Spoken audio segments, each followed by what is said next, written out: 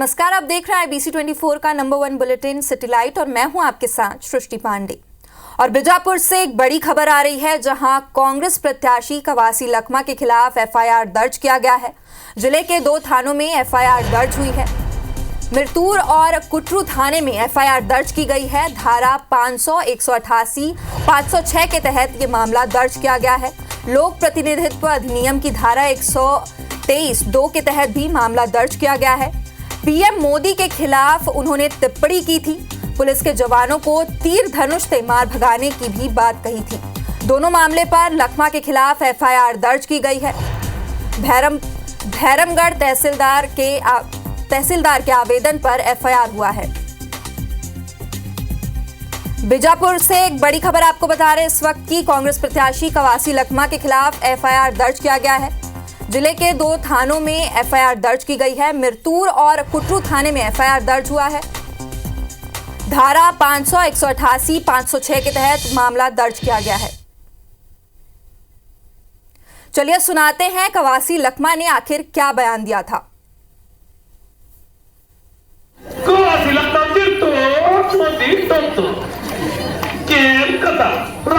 जब पुलिस वाले बोल रहे थे ना पड़े, हमारा गांव वाले हम बोले तीर धनुष लेके जाओ, मारो साले।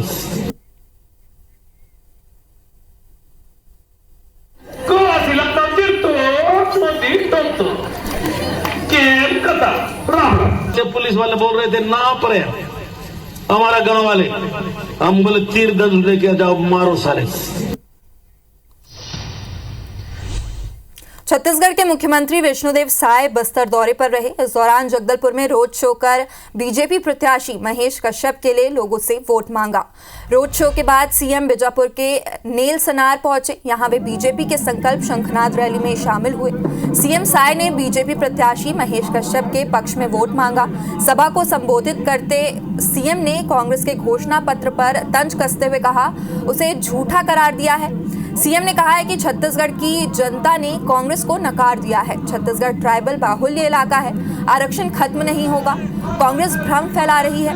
उन्होंने कहा है कि चरण पादुका योजना दोबारा शुरू होगी। साथ ही मोदी की गारंटी में किए सभी वादे पूरे किए जाएंगे।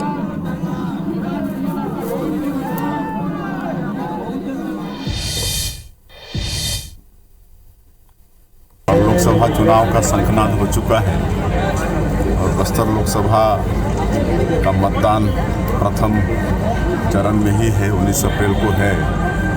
और श्री महेश कश्यप जी हमारी पार्टी के लोकप्रिय प्रत्याशी हैं, तो आज उनके पक्ष में लोगों से आशीर्वाद मांगने आए थे। छत्तीसगढ़ के मुख्यमंत्री विष्णुदेव साय आज महासमुंद जिले के तुमगांव पहुंचे, जहां मुख्यमंत्री सतनामी समाज द्वारा आयोजित दादा नकुल डीडी के 110वीं जयंती कार्यक्रम में शामिल हुए। मुख्यमंत्री ने कहा, गुरु घासीदास का मनखे एक सम्मान का संदेश समानता का संदेश देता है। पत्रकारों के सवालों का जवाब देते हुए मुख्यमंत्री ने कहा कि कांग्रेस पार्टी को अपनी हार दिख रही है, इसलिए उनका मानसिक संतुलन बिगड़ गया है और कुछ भी कह रहे हैं जो उनको ही नुकसान पहुंचाएगा।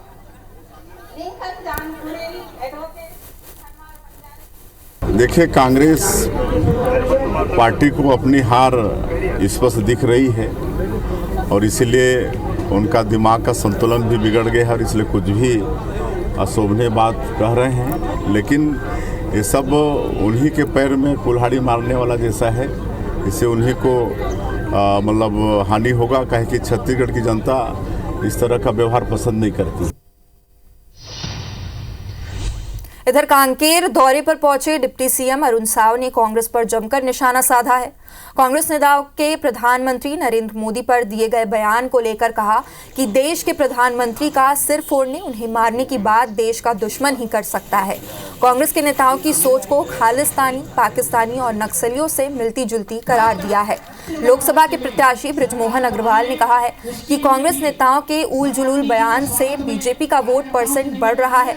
राम को लेकर राजनीति करने के कांग्रेस के आरोप पर कहा कि राम शाश्वत सत्य है, उनको मुद्दा बनाने की जरूरत नहीं है। जो लोग उनके दर्शन से कतरा रहे हैं, जनता उनको सबक सिखाएगी। कांग्रेस प्रत्याशियों का कांग्रेस की लोग ही विरोध कर रहे हैं। जनता भी विरोध कर रही है और कांग्रेस आज नेतृत्व विहीन है।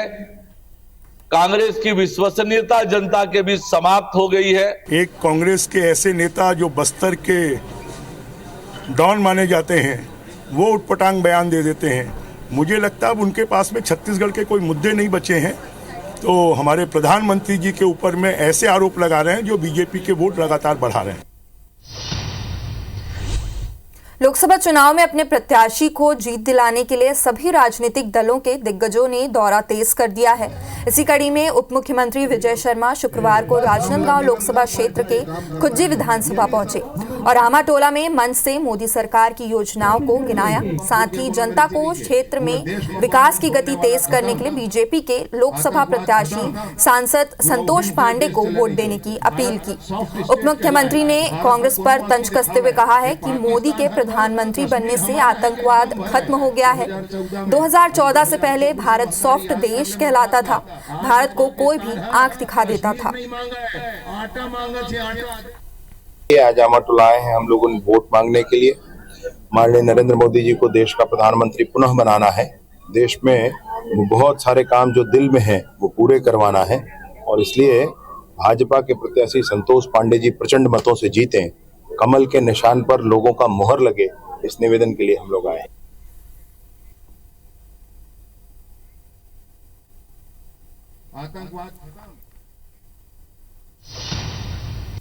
सरगुजा संभाग में लोकसभा प्रत्याशी नितिन नबीन लगातार बीजेपी कार्यकर्ताओं को रिचार्ज कर रहे हैं। विधानसभा चुनाव में मिली जीत के बाद अब बीजेपी लोकसभा के लिए पूरी तरह तैयार हो रही है। सरगुजा संभाग के सभी 14 सीटों पर बीजेपी की जीत हुई है। इस जीत को अब लोकसभा चुनाव में भी दोहराने का प्रयास में बीजेपी जुटी हुई है। यही कारण है कि नितिन नबीन कार्यकर्ताओं को जीत का मंत्र दे रहे हैं।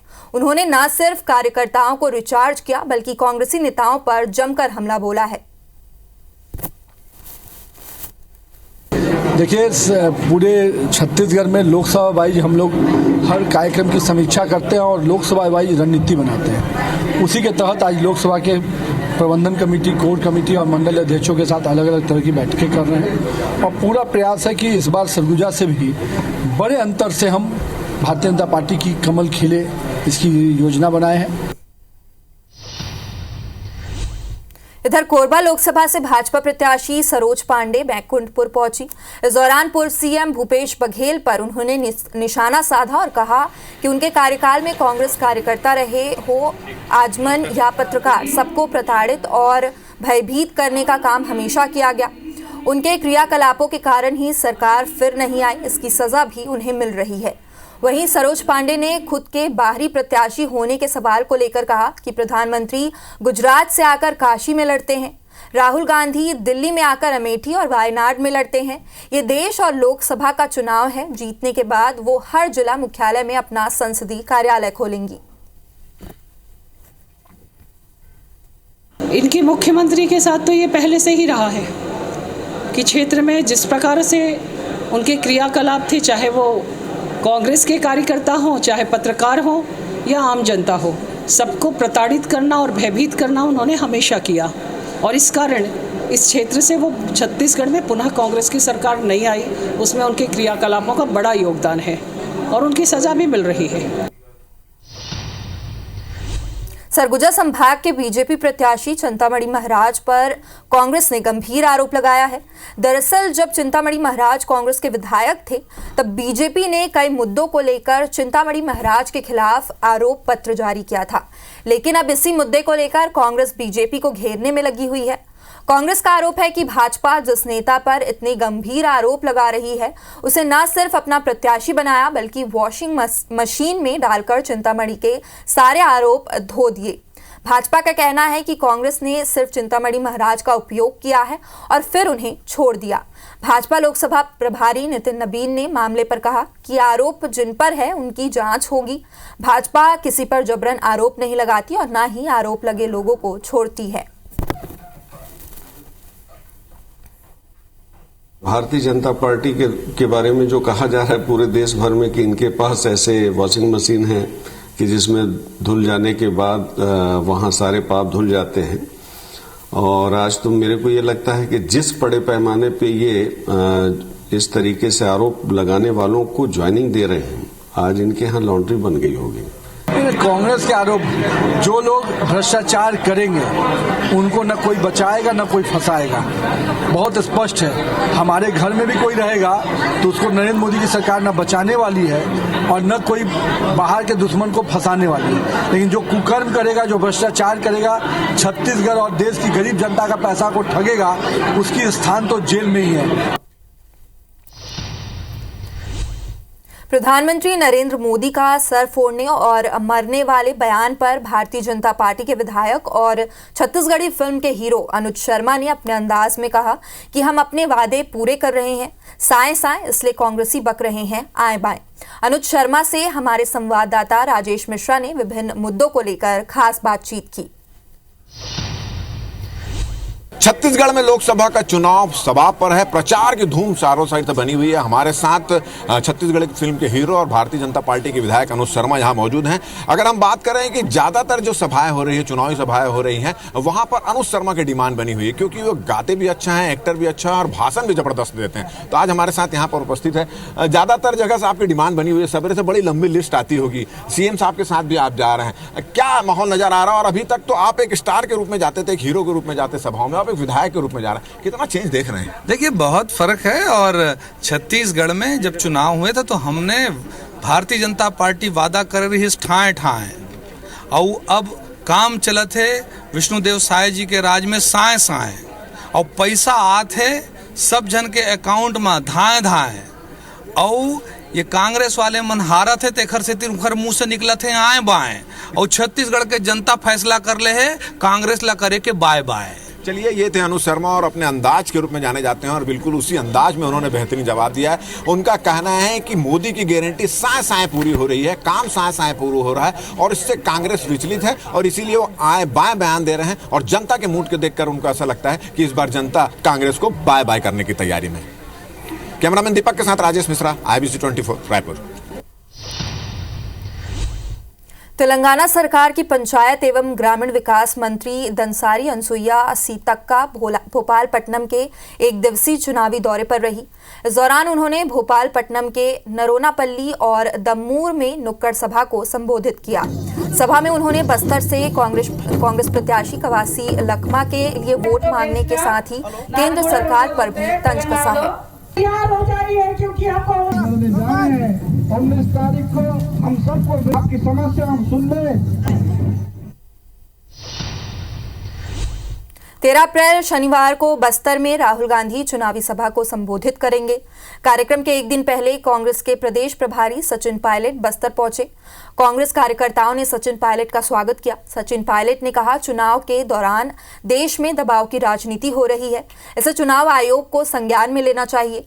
देश में 2 मुख्यमंत्रियों को जेल में डाल दिया गया है। इसके साथ ही सचिन पायलट ने कांग्रेस छोड़कर जाने वाले नेताओं पर कहा, हर चुनाव से पहले कुछ कार्यकर्ता आते जाते रहते हैं, लेकिन इस बार जनता ने बदलाव का मन बना लिया है।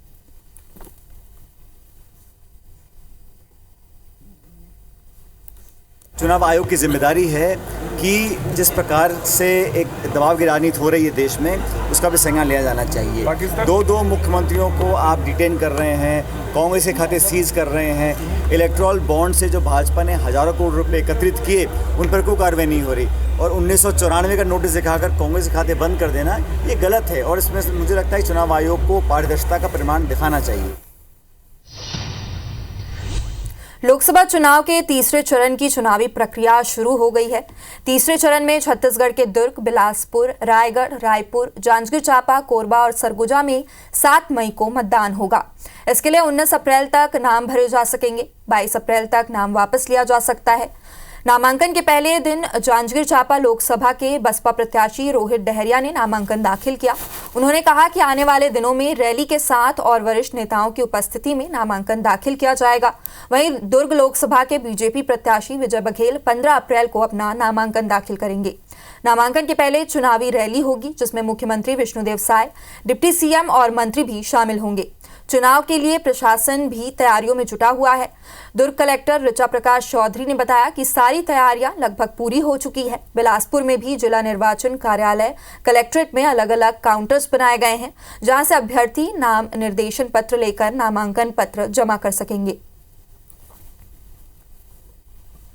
15 अप्रैल को श्री विजय बघेल के नामांकन हम सब भरेंगे।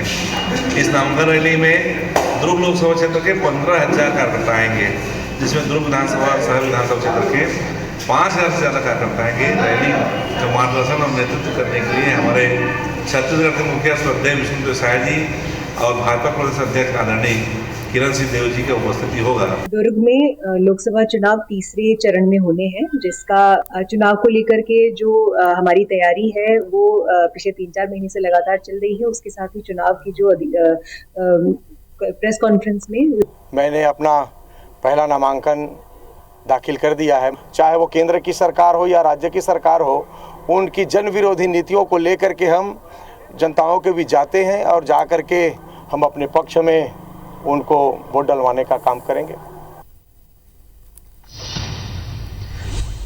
मध्य प्रदेश में शुक्रवार से तीसरे चरण के लोकसभा प्रत्याशियों के नामांकन शुरू हो गए हैं। इसके लिए भोपाल के कलेक्टर कार्यालय में नॉमिनेशन रूम बनाया गया है, जहां जिला निर्वाचन अधिकारी और उप जिला निर्वाचन अधिकारी उम्मीदवारों से नामांकन फॉर्म ले रहे हैं। इसके पहले नामांकन फॉर्म की जांच और मदद के लिए विधानसभावार 8 टेबल भी लगाए गए हैं। टेबल में 2-2 अधिकारियों को तैनात किया गया है। इधर ग्वालियर चंबल संभाग की 4 लोकसभा सीटों के लिए भी नामांकन की प्रक्रिया शुरू हो गई है। नॉमिनेशन की प्रक्रिया शुरू हो गई है और उसका जो नोटिफिकेशन जारी हो गया है। यहाँ पे आपने देखा होगा बैरिकेडिंग हो गई है, सुरक्षा की प्रबंध हैं। 100 मीटर की विसिनिटी के जो व्हीकल रिस्ट्रिक्शन के रूल्स हैं वो भी लागू कर दिए गए हैं। कच्छ में जो है CCTV वीडियोग्राफी उसका भी प्रबंध कर दिया गया है। 5 से ज़्यादा लोगों का उसमें प्रवेश नहीं हो सकेगा। तो इस तरीके से पूरी जो प्रोसेस है वो हमारी रेडी हो गई है। देखिए, अभी PHQ के द्वारा एलोकेशंस प्राथमिक रूप से कर दिए गए हैं, जिसमें ग्वालियर को अभी 2 और उसके अतिरिक्त गुना को भी 2 कंपनियां मिल रही हैं। तो अभी इनका जो मूवमेंट है ये कब से होगा, इसके फर्दर ऑर्डर्स होंगे, उसके अनुसार आपको ब्रीफ करेंगे हम। कि आज दौर कौन सा है, जब नेताओं को डराया जा रहा है, कार्यकर्ताओं को धमकाया जा रहा है, बीजेपी में शामिल कराने की बातें की जा रही है, तब अब जनता पर भरोसा और जनता की भावना पे भरोसा, लोकतंत्र की उस विचार पर जो वोट देने का अधिकार जनता को देता है उस पर भरोसा है। मध्य प्रदेश के मुख्यमंत्री डॉक्टर मोहन यादव धुआंधार प्रचार कर रहे हैं। शुक्रवार को सीएम मोहन यादव ने बालाघाट के उकुआ और सिवनी में कहानी में चुनावी सभा पर कर बीजेपी प्रत्याशियों के लिए वोट मांगा। उकुआ में सीएम ने कांग्रेस पर जमकर प्रहार किया। सीएम ने कहा कि अभी नवरात्रि चल रही है, हम अपनी माता बहनों को शक्ति का रूप मानकर पूजा करते हैं। हम सदैव माता बहनों को सिर झुकाकर प्रणाम करते हैं। ये भाजपा की संस्कृति है, लेकिन कांग्रेस के लोग माता बहनों को भोग विलास की वस्तु मानते हैं। सीएम ने कांग्रेस पर आदिवासियों का भी अपमान करने के आरोप लगाए हैं। वहीं सिवनी के कहानी में सीएम ने कहा कि ओलावृष्टि और तेज बारिश को लेकर किसान चिंतित ना हो। सभी किसानों के गेहूं की खरीदी की जाएगी और जो फसल नुकसान हुई है उसका सर्वे कराकर सहायता राशि दी जाएगी।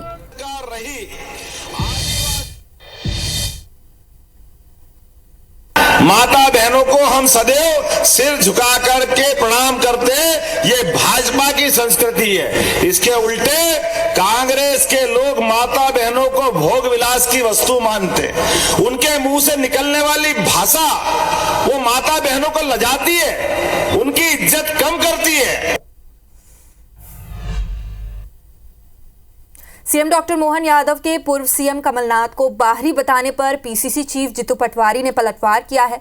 जीतू पटवारी ने कहा है कि 50 साल से जो व्यक्ति वहां सेवा कर रहा है, जिन्होंने छोटे से छिंदवाड़ा को इतना विस्तृत कर दिया है, घर घर तक सड़कों का जाल बिछा दिया, एक गांव ऐसा नहीं है जहां पर मूलभूत सुविधाओं की कमी हो।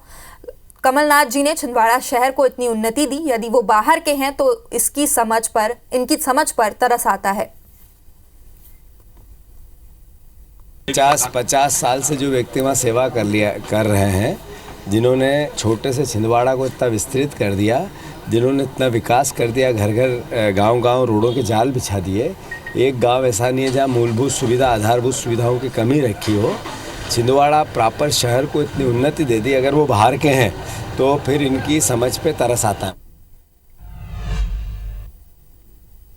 नेता प्रतिपक्ष उमंग सिंघार ने कांग्रेस नेताओं के बीजेपी ज्वाइन करने पर बीजेपी पर जमकर निशाना साधा है। सिंघार ने कहा है कि बीजेपी के दबाव में आकर कांग्रेस कार्यकर्ता बीजेपी पार्टी ज्वाइन कर रहे हैं। कमलनाथ को कमजोर करने का प्रयास किया जा रहा है कि बीजेपी मुद्दों से भटक के राजनीति करना चाहती है। क्या देश के अंदर महंगाई मुद्दा नहीं है? क्या देश के अंदर किसानों को अगर समर्थन मूल्य मिले तो अगर उसकी गारंटी क्यों नहीं देना चाहती? मैं यही कहना चाहता हूं कि भारतीय जनता पार्टी भगवान राम को केस करना चाहती है चुनाव में, लेकिन भगवान के आराध्य हैं हमारे। सब गाँव में हर जगह पूजा जाता है, घर में पूजा जाता है। युवा कांग्रेस के नवनियुक्त प्रदेश अध्यक्ष मितेंद्र दर्शन सिंह यादव ने शुक्रवार को प्रदेश कांग्रेस कार्यालय में पदभार ग्रहण किया। इस दौरान युवा कांग्रेस के राष्ट्रीय अध्यक्ष बीवी श्रीनिवास, पीसीसी चीफ जितू पटवारी, राज्यसभा सांसद विवेक तनखा, अशोक सिंह, पूर्व अध्यक्ष अरुण यादव, नेता प्रतिपक्ष उमंग सिंघार और युवा कांग्रेस प्रभारी शेष नारायण ओझा मौजूद रहे। कांग्रेस ने क्या नहीं दिया, एक अलग जगाने का काम किया, देश को बनाने का काम किया। भाजपा ने क्या काम किया? एक दीमक बनने का काम किया, क्योंकि भाजपा वो दीमक है जहां चढ़ती है वहां विनाश करती है, वहां नाश करती है। क्योंकि इस दीमक को अगर हमें हटाना है तो हमें साथ में लड़ना है। मध्य प्रदेश में तीसरे दल के रूप में लोकसभा चुनाव लड़ रही बहुजन समाज पार्टी के प्रचार प्रसार में तेजी आती नजर आ रही है। 19 अप्रैल को बसपा सुप्रीमो मायावती रीवा और सतना के दौरे पर आने वाली है, जिसको लेकर विपक्षी दल कांग्रेस की सांसें फूलने लगी है, क्योंकि रीवा और सतना दोनों ही लोकसभा सीटों पर कांग्रेस को अपनी स्थिति वर्तमान में अच्छी नजर नहीं आ रही है। 19 अप्रैल को मध्य प्रदेश में आएंगे जी। कहाँ पर दौरा करेंगे? रीवा में, सतना में। कि कोई फर्क और कोई असर नहीं है। स्पष्ट है, जनता कांग्रेस के साथ खड़ी है। जनता देख चुकी है कि बीजेपी की बी टीम के रूप में लोग काम करते हैं। स्पष्ट रूप से जनता इसके खिलाफ खड़ी है। हमें कोई चिंता नहीं है, कोई दल आए कोई जाए।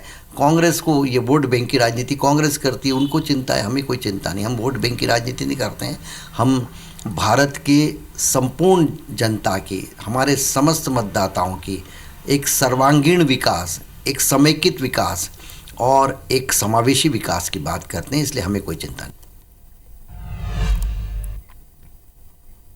बीजेपी के राष्ट्रीय अध्यक्ष जेपी नड्डा की चुनावी सभा से पहले सीधी लोकसभा क्षेत्र में पार्टी का एक वीडियो सोशल मीडिया में वायरल हो रहा है। वीडियो सिंगरौली जिले के भाजपा मीडिया प्रभारी की बताई जा रही है। वीडियो में जेपी नड्डा की रैली में आने वाले पत्रकारों को मैनेज करने की बात हो रही है, जिस पर कांग्रेस ने आपत्ति जताई है और कलेक्टर से शिकायत करने की बात कही है।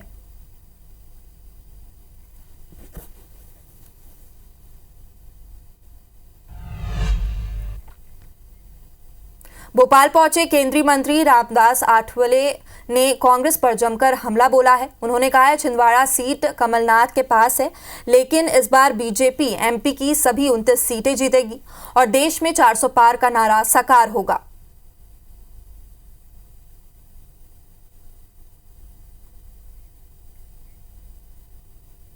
लेकिन जहाँ आठवले होते हैं वहाँ सत्ता होती है, और इसलिए तो हमारा जो वोट बैलेंसिंग वोट है, छोटा छोटा भी हमारा वोट हो, लेकिन हम हर जगह पर जिनके साथ रहते हैं उनको सपोर्ट करते हैं। जब हम कांग्रेस पार्टी के साथ भी थे तब उनकी सत्ता आती थी, और मैं जब बाहर निकला तो उनकी सत्ता चली गई है। पूरे देश के साथ साथ छत्तीसगढ़ में भी लोकसभा चुनाव का दौर चल रहा है। चुनाव बिना किसी विवाद के शांतिपूर्ण हो जाए और पारदर्शिता पर कोई आरोप न लगे, इसके लिए निर्वाचन आयोग हर संभव कोशिश कर रहा है। लेकिन इन तमाम कोशिशों के बीच बस्तर में होने वाले चुनाव को लेकर हैरान करने वाली जानकारी सामने आई है। पहले चरण के चुनाव के दिन यहाँ 69 मतदान केंद्र ऐसे होंगे जहाँ ना तो कोई फोन काम करेगा, ना कोई नेटवर्क होगा। ये केंद्र पूरी तरह संपर्क से कटे होंगे। देखिए ये पूरी रिपोर्ट।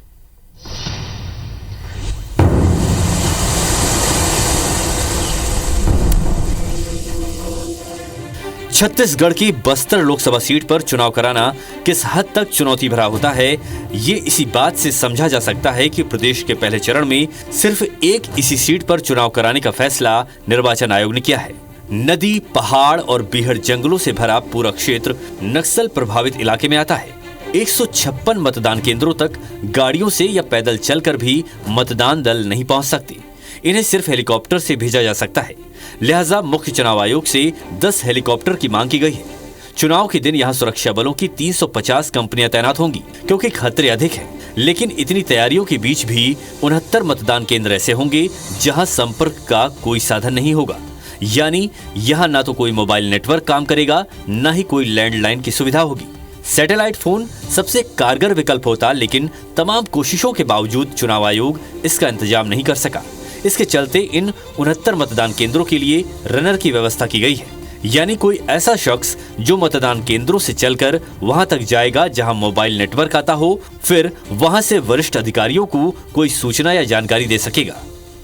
1961 मतदान केंद्रों में से 159 मतदान केंद्र शेडो एरिया के रूप में चिन्हांकित किए गए हैं और इन पर जो कम्युनिकेशन के लिए हमने जो हमारा वायरलेस सेट होता है वो यूज़ कर रहे हैं और 69 मतदान केंद्रों में हमने रनर की व्यवस्था की है।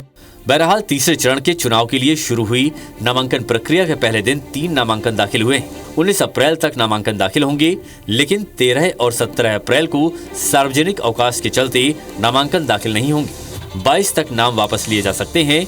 इस बीच अवैध कैश, शराब, फ्रीबीज के जब्त सामानों का आंकड़ा 108 करोड़ रुपए के पार पहुंच चुका है। आचार संहिता के नियमों के उल्लंघन की शिकायत भी 411 तक पहुंच चुकी है। नामांकन 19 तारीख तक लिए जाएंगे। 20 तारीख को इनकी स्क्रूटनी होगी और 22 तारीख तक नाम वापस लिए जा सकेंगे। 22 तारीख के पश्चात 22 तारीख की ही शाम को 3 बजे के पश्चात क्लियर हो पाएगा कि कितने कंटेस्टिंग कैंडिडेट हैं। बस्तर लोकसभा सीट को लेकर ही एक और जानकारी बताती है कि यहाँ के 56 मतदान केंद्र ऐसे हैं जहाँ के लिए पोलिंग पार्टी रवाना होगी और 169 बूथ ऐसे हैं जहाँ के लिए मतदान से 2 दिन पहले पार्टियां रवाना होनी है। यानी ये भी दुरूह और चुनौतीपूर्ण मतदान केंद्र हैं। राजेश राज, IBC 24, रायपुर। बिलासपुर के गुरु घासीदास सेंट्रल यूनिवर्सिटी में छात्र संगठनों ने भूख हड़ताल कर धरना प्रदर्शन किया। पूर्व सैनिक भी आंदोलन को अपना समर्थन देने पहुंचे। छात्र कुलपति से इस्तीफे की मांग कर रहे हैं। आरोप है कि यूनिवर्सिटी प्रबंधन छात्र हितों की अनदेखी कर रहा है। शैक्षणिक व्यवस्थाएं चौपट हो गई है। विद्यार्थी परिषद ये चाहती है कि जब तक कि छात्रा बहन को न्याय नहीं मिलता, जब तक कि हमारी जो मांगे है वो पूरी नहीं होती, तब तक कि हम अनिश्चितकालीन धरना प्रदर्शन करेंगे। छोटी छोटी समस्याएं हैं, ऐसे 50 विषय हैं जिनको लेकर आज हम धरना प्रदर्शन में बैठे हैं। पहले बस की सुविधा होती थी, बस की सुविधा नहीं है। ई रिक्शा अगर चलाए जा रहे हैं तो वो भी 2-3 चला रहे हैं। 10,000 स्टूडेंट की यहाँ 10,000 स्टूडेंट पढ़ रहे हैं और 3 ई रिक्शा से क्या हो रहा है। जब छात्रा बहन की हत्या हुई है तब से हम यहाँ पर आंदोलन कर रहे हैं। चरणबद्ध तरीके से ABVP आंदोलन करते आ रही है। अभी तक हमें कोई जवाब नहीं मिला। एक पूर्व सैनिक को जो वेणुगोपाल पटेल जी हैं उन पर अवांछनीय बिना मतलब का एक आरोप लगाया गया कि तुम आंदोलनकारियों के साथ मिल गए हो। पूर्व सैनिक को बोलना किसी भी अधिकारी का या फिर समझदार व्यक्ति का शोभा नहीं देता और उनको काम से हटा दिया गया बिना किसी नोटिस के, बिना किसी जांच के काम से हटाया गया। इस कारण आज हम इनका समर्थन देने यहाँ पहुँचे। रायगढ़ शहर से हर दिन निकलने वाले सैकड़ों क्विंटल कचरे का निष्पादन करना नगर निगम के लिए टेढ़ी खीर साबित हो रहा है। शहर से हर दिन तकरीबन 40 ट्रक कचरा निकलता है, जिससे डंपिंग एरिया पहाड़ सा बनते जा रहा है, जिससे संक्रमण का खतरा मंडरा रहा है। वहीं कचरे का निष्पादन के लिए नगर निगम को इंसिनरेटर यूनिट और प्लास्टिक रिसाइकलिंग यूनिट की स्थापना करनी थी, पर अब तक नहीं हुई है, जब तक शासन से इसके लिए 2 करोड़ का फंड जारी हो चुका है। वहीं निगम अब तक टेंडर नहीं कर पाया है। मामले में बीजेपी का कहना है कि शहर सरकार सफाई व स्वास्थ्य सुविधाओं को लेकर गंभीर नहीं है। कांग्रेस की सरकार है तब से योजना अधर में लटक गई है। ट्रांसपोर्ट नगर में भी एसएलएम सेंटर बना था, लेकिन अभी देखेंगे कि पूरा वहाँ पे कचरा यत्र तत्र बिखरा हुआ है। एसआरएम सेंटर के जो कचरे हैं उसकी रिसाइकलिंग नहीं हो पा रही है, इसलिए कचरे का अंबार लगते जा रहा है, जिसके वहाँ के रहवासी भी परेशान हो रहे हैं। ट्रांसपोर्ट नगर में जो कचरा एकत्रित है उसको रिसाइकलिंग कर उपयोग करने की वस्तु बनाने के लिए मशीन का टेंडर नगर निगम द्वारा लगाया गया था। किसी एजेंसी द्वारा भाग नहीं लिया गया, तो अभी पुनः दूसरी निविदा इसके लिए आमंत्रित की गई है। जैसे ही कोई निविदाकारी से भाग लेता है या कोई एजेंसी से भाग लेती है जल्द इसका तो उनको कार्य को दिया जाएगा।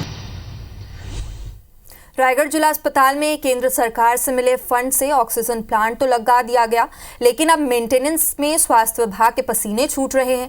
प्लांट रन करने से ही हर महीने 5 लाख रुपए का खर्चा है, जबकि जिला अस्पताल के लिए खर्च को वहन करने कोई फंड ही नहीं है। आलम यह है कि लाखों रुपए खर्च कर लगाया गया ऑक्सीजन प्लांट बंद पड़ा है और ऑक्सीजन के लिए अस्पताल प्रबंधन अभी भी निजी इंडस्ट्रीज पर निर्भर है। वही पोजीशन है कि इसके मेंटेनेंस का खर्चा बहुत ज़्यादा है और कहीं ना कहीं जिला प्रशासन के पास इसके लिए फंड की उपलब्धि नहीं है। इसी कारण से वो उसको मेंटेनेंस नहीं कर पा रहे हैं। ये प्लांट फिर से चालू हो जाएंगे, एक बार मेंटेनेंस जरूर बढ़ा है, लेकिन उसके बाद प्लांट में खर्चे बहुत कम हो जाते हैं। ऑक्सीजन प्लांट को रन कराने के लिए हमने जो है शासन से फंड की मांग की थी, क्योंकि विद्युत बिल इतना ज़्यादा है कि उसके पेमेंट करने की स्थिति में हम सक्षम नहीं हैं।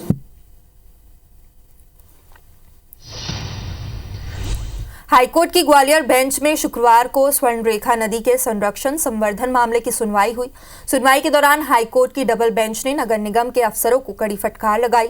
जस्टिस रोहित आर्य ने कहा कि स्वर्णरेखा के नाम पर सारा पैसा कुएं में डाल दिया, रिकॉर्ड सीज कर सभी को जेल भिजवा देंगे, पूरा मामला सीबीआई को सौंप देंगे। कोर्ट ने नाराजगी जताते हुए निगम से 5 बिंदुओं पर सोमवार तक रिपोर्ट तलब की और कोर्ट ने कहा कि अगर वो इस रिपोर्ट से असंतुष्ट है तो मामले को सीबीआई को सौंप दे।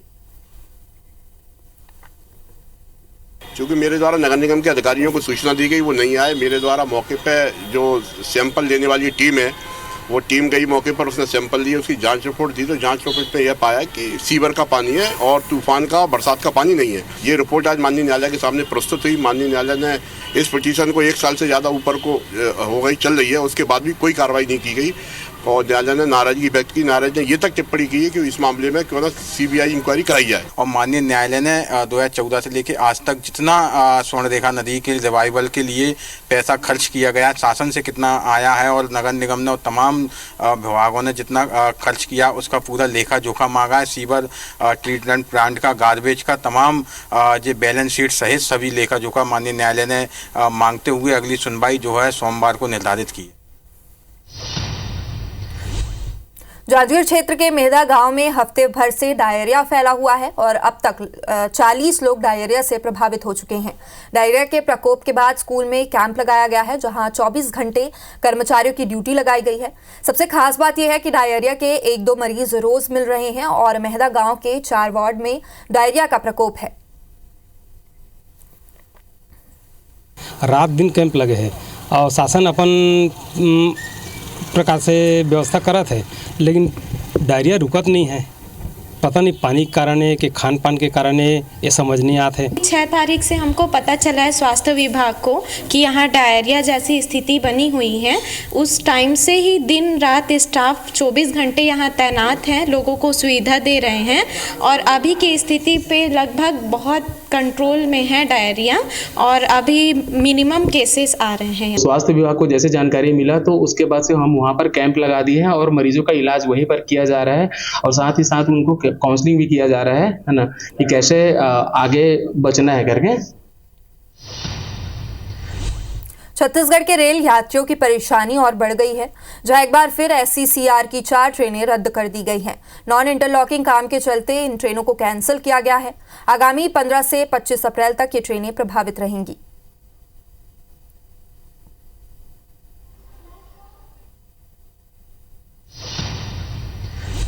अगली खबर ग्वालियर से है, जहां कलेक्टर रुचिका चौहान और SP धर्मवीर सिंह ने सेंट्रल जेल का औचक निरीक्षण किया।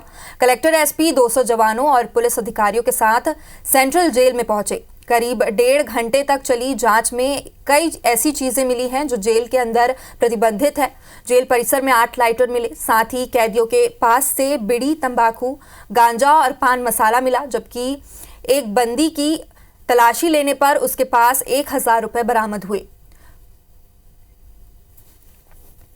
कुछ चीज़ें हैं जैसे तंबाकू है, कुछ ऐसे जो सब्सटेंस मिला है वो जेल के अंदर होना नहीं चाहिए था, तो उस संबंध में जेल अधिकारियों को ऑब्जेक्शन नोट किया है। उस संबंध में डीएम मैडम ने रिपोर्ट भी मांगा है।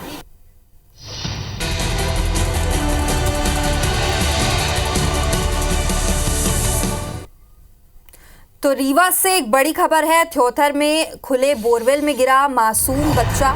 6 साल का बच्चा मयंक बोरवेल में गिर गया। लगभग 60 फीट नीचे मासूम गिर गया। रेस्क्यू टीम का बच्चे तक पहुंचने का प्रयास अभी भी जारी है। 35 फीट तक खुदाई पूरी हुई है। घटनास्थल पर कलेक्टर और एसपी दोनों ही मौजूद हैं। रीवा से इस वक्त की बड़ी खबर आपको बता रहे हैं। थ्योथर में खुले बोरवेल में मासूम बच्चा गिर गया। 6 साल का बच्चा है मयंक, बोरवेल में गिर गया है। लगभग 60 फीट नीचे मासूम अंदर गिर गया है। रेस्क्यू टीम का बच्चे तक पहुंचने का प्रयास अभी भी जारी है। 35 फीट तक खुदाई पूरी हो चुकी है। घटनास्थल पर कलेक्टर और एसपी दोनों ही मौजूद हैं।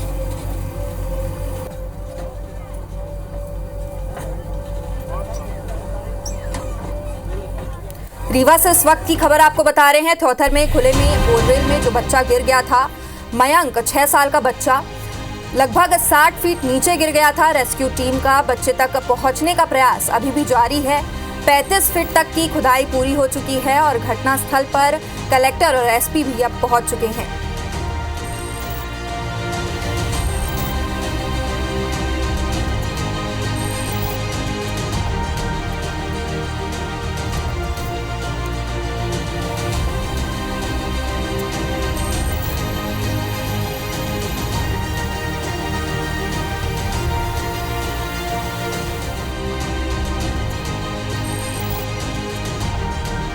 तो रीवा से इस वक्त की बड़ी खबर आपको बता रहे हैं। थ्योथर में खुले बोरवेल में मासूम बच्चा गिर गया था। कुछ देर पहले हमने आपको तस्वीरें दिखाई थी।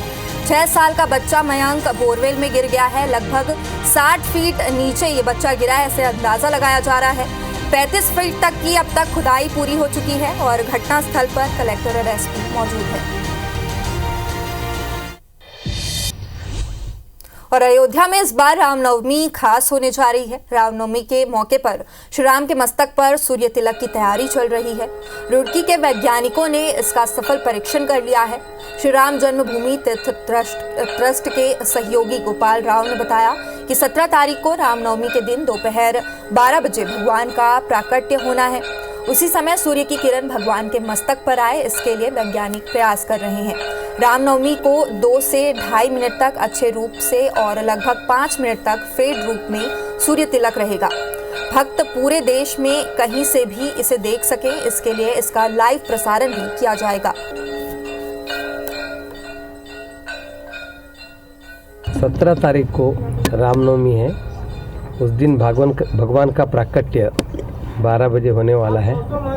उस समय सूर्य रोशनी का किरण भगवान के मस्तक पर आए, इसलिए वैज्ञानिक प्रयास कर रहे हैं। आज उसका टेस्टिंग हो गया। आज की परिस्थिति को देखते हुए हमें विश्वास है कि 17 तारीख भगवान के मस्तक पर सूर्य तिलक लगेगा। वैज्ञानिकों ने जो खोज किया और जिस प्रकार से प्रयास किया, रामलला के ठीक लीलार पर सूर्य का किरण जैसे दिखाई दे रहा है, जैसे मालूम होता भगवान सूर्य उदय हो रहे हैं। ये दिखाई देगा रामनवमी के दिन भगवान राम जी से जन्मेंगे।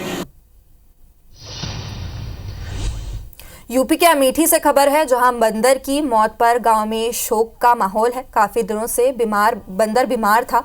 गांव के लोगों ने बंदर की दवा कराई। बंदर की मौत पर उसका अंतिम संस्कार किया गया।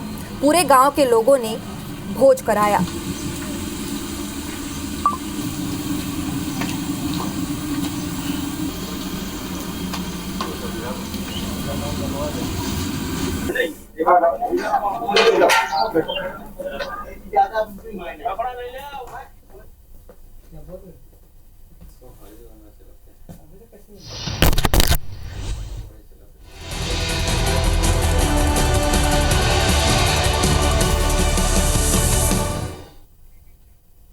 और एक बार फिर रीवा की तरफ रुक कर लेते हैं। थ्योथर में खुले बोरवेल में मासूम गिर गया था। 6 साल का बच्चा मयंक बोरवेल में गिरा था। लगभग 60 फीट नीचे ये मासूम गिरा था। रेस्क्यू टीम का बच्चे तक पहुंचने का प्रयास अभी भी जारी है। 35 फीट तक की खुदाई पूरी हो चुकी है। घटनास्थल पर कलेक्टर और एसपी मौजूद हैं।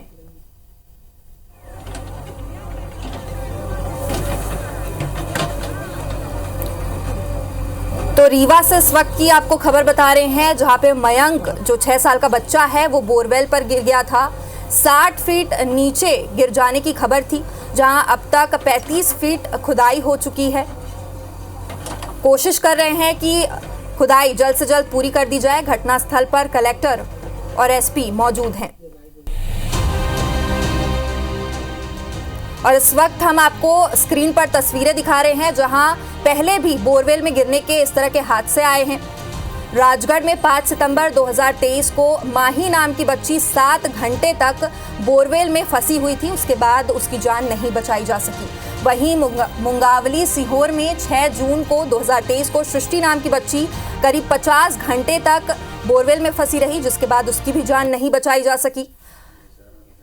खेरखड़ी विदिशा में 14 मार्च 2023 को लोकेश नाम के बच्चे ने करीब 24 घंटे बोरवेल में गुजारा और उसकी भी जान नहीं बचाई जा सकी।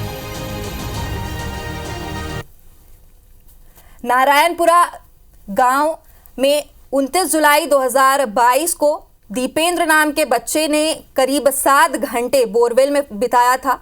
उसके बाद उसे रेस्क्यू कर लिया गया था।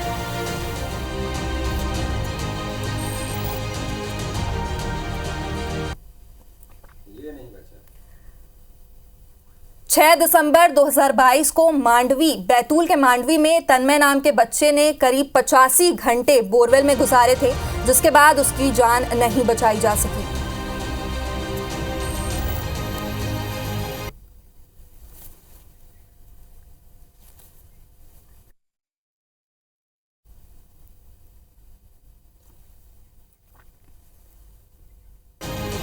वहीं 23 फरवरी 2022 को बरछड़ उमरिया में गौरव नाम के बच्चे ने 18 घंटे तक बोरवेल में गुजारा था। उसके बाद उसकी जान बचाई जा गई थी।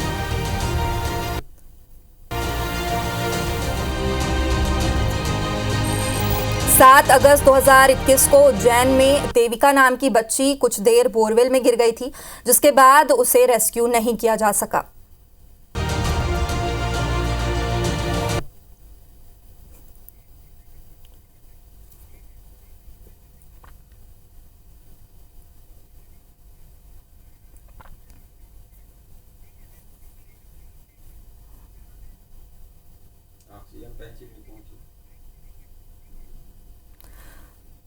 तो इस वक्त रीवा के थौथर में मयंक बोरवेल में गिर गया है।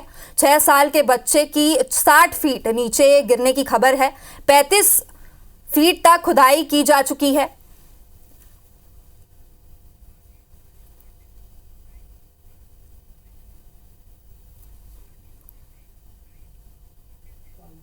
तो इस वक्त मौके से लाइव राजीव पांडे हमारे साथ जुड़ रहे हैं। राजीव, बताइए क्या है पूरा अपडेट रेस्क्यू को लेकर?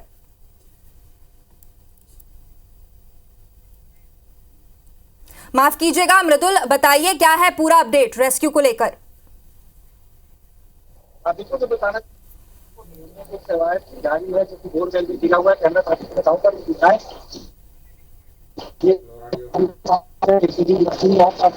पावर के स्थान के साथ उसको ढूंढने की कोशिश की जा रही है। 5 फीट गहराई पे छोटा होना बताया जा रहा है मैम का, और तकरीबन 35 से 40 फीट बताई जा रही है।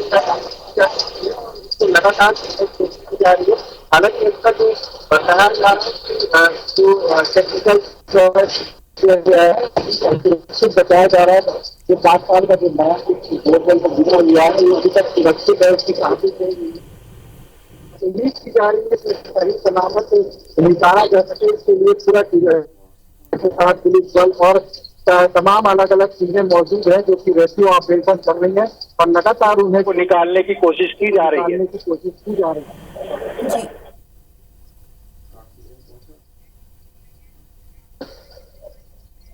क्या अपडेट है खुदाई को लेकर? क्या अपडेट है? कितनी खुदाई हो चुकी है और कब तक रेस्क्यू कंप्लीट किए जाने की उम्मीद है? शुरुआत हुए 6 घंटे हो चुके हैं और अब तक 60 फीट की गहराई पे बताया जा रहा है कि 60 फीट की गहराई पे बच्चा फंसा हुआ है।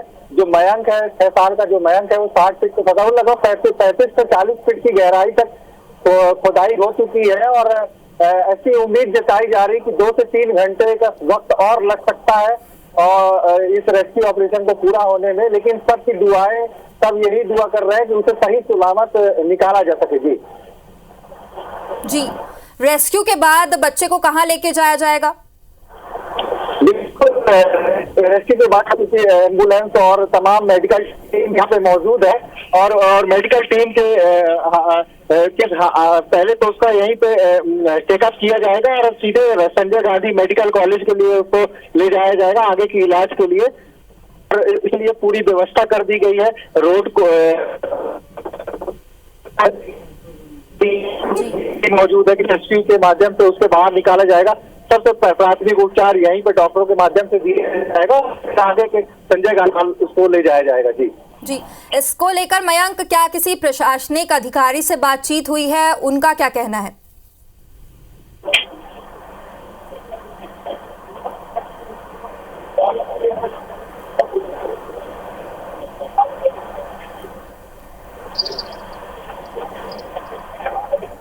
मयंक, किसी प्रशासनिक अधिकारी से बात हुई है? मृदुल, क्या आप हमें सुन पा रहे हैं? क्या किसी प्रशासनिक अधिकारी से बातचीत हुई है? उनका क्या इस पर जवाब है? देखिए, प्रशासनिक अधिकारी का कहना है कि पूरी टीमें लगा दी गई हैं, लगातार खुदाई जारी है। जहां पे बोरवेल है उसके पैरेलल से खुदाई चल रही है, स्थान तक पहुंचा जा सके जहां पे बच्चा फंसा हुआ है। तकरीबन 60 फीट की गहराई में फंसा हुआ है, वहां तक पहुंचाने के पर अलग अलग 2 जगह से गड्ढे खोदे जा रहे हैं और प्रशासनिक अधिकारी का कहना है कि पूरी कोशिश की जा रही है। पूरी कोशिश अलग अलग लगी हुई है तो किसी प्रकार से निकाला जाए और सही सलामत निकाला जाए, ये पहली प्राथमिकता होगी। और मेडिकल टीम को भी इसीलिए मौके पर बुला लिया गया है ताकि किसी प्रकार की अगर मेडिकल संबंधी उसको जरूरत पड़ती है रेस्क्यू ऑपरेशन में, अगर वो उसे बाहर जैसे ही निकाला जाता है तो मेडिकल टीम उसका पहले प्राथमिक उपचार करेगी, उसके बाद अस्पताल ले जाएगी। जी, बहुत बहुत धन्यवाद मृदुल आपका इस घटना की जानकारी के लिए। फिर से हम आपसे अपडेट लेंगे। फिलहाल के लिए धन्यवाद। तो फिलहाल इस बुलेटिन में इतना ही, लेकिन तमाम बड़ी खबरों से जुड़े रहने के लिए देखते रहिए IBC 24। नमस्कार।